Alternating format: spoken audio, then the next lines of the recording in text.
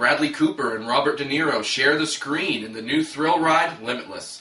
Hello, I'm once again returning guest critic Greg Hill, proud to be on RealScreenReviews.com with my good friend Nick Iacobucci. And thank you for being on RealScreenReviews.com. Always glad to have you here. Your thoughts and opinions, Greg. Nice for you to take time out of your day and join us. It's my pleasure to be here. And our next movie is Limitless, which opened on Friday, March 18th, 2011. And it does star the aforementioned Bradley Cooper, Academy Award winner Robert De Niro, Abby Cornish, and Andrew Howard. It does come to us from director Neil Berger, the director of The Lucky Ones and The Illusionist with Christian Bale. And without further ado, I will turn it back over to my guest critic to tell us a little bit about the premise of the film.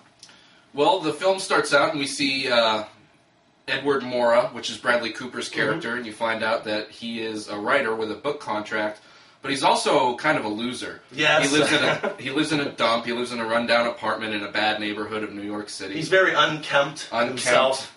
Yeah, and he's struggling writing this new book that he has a contract to write. I would say he's a starving artist. Starving artist, yeah if you can say that.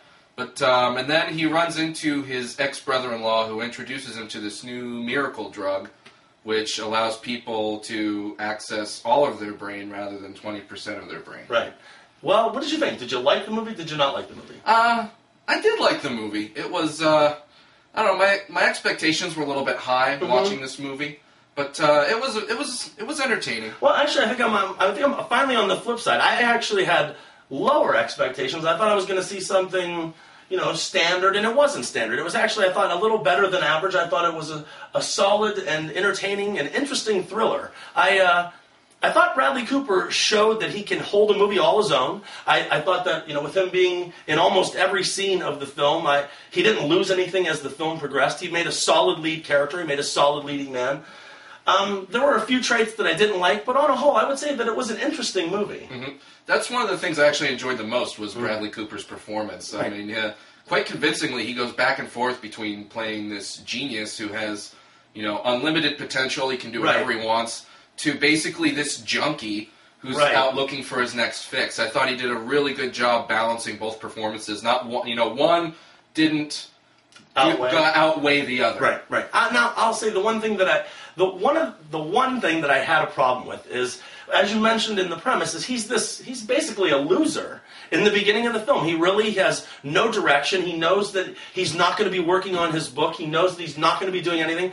And then he takes this drug, and then, like he says, it's limitless. It makes him unlimited. His unlimited potential is released. And it's like he could only accomplish things if he was on this drug. When he wasn't taking this drug, he couldn't, because there were scenes in the film that he was struggling to follow through with the scenes with Robert De Niro. Mm-hmm. And unless he was taking the drug, he wasn't able to do that. He reminded me a lot of Matt Damon's Will Hunting from Good Will Hunting, but you didn't have as much sympathy for him because he wasn't just smart like Matt Damon was in that film. He had to take this drug in order to be smart.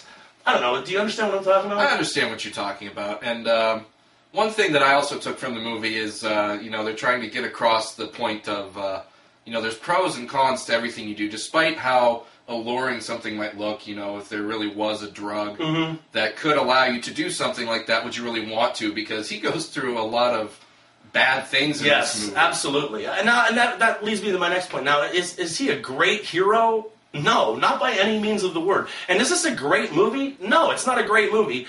But is this an entertaining movie? I'll say absolutely. There is wonderful camera work in this movie. The movie just flows. It was, the movie never felt deliberate to me. It just kind of went from one scene to the next, and it never ever got boring. And it just got more interesting, I thought, as the film played out. Like I said, I didn't have as much sympathy for the lead character as the movie, as you think that you would, but I still liked the film.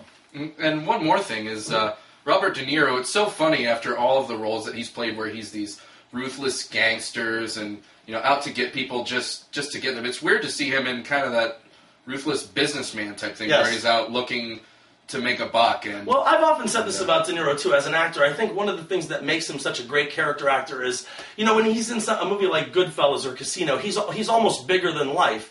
But in a movie like this, he was really restrained. He was this businessman. He never had an over-the-top moment. Mm-hmm. And I think he has the ability to almost physically become smaller when he knows that he has to be. Mm-hmm. That's what great actors do. I did like the question that they that they went in with the side effects, like side effects start happening when he takes this drug. And once again, I thought it just added another sense to the movie that could be explored, and they didn't waste it. So, well, stars. How many stars are you going to give it, Greg? Well, like I said, I liked this movie, but my expectations were a little high. I gave it 2.5 out of 4. Wow. Still a good afternoon at the movies, but I think this is one that you can definitely wait to rent. Now, I'm going to say I disagree with that. For the first time, I'm going to say I like this movie a little more than you did. I'm going to give it a solid 3 stars. I would say this is easily a B+. I think it's better than average. I think that if somebody goes to the theater and wants to be entertained, this is the type of movie that you should go see. I think like I said, I don't think you're going to get bored for the hour and 50 minutes that it runs, and that could be a long time at the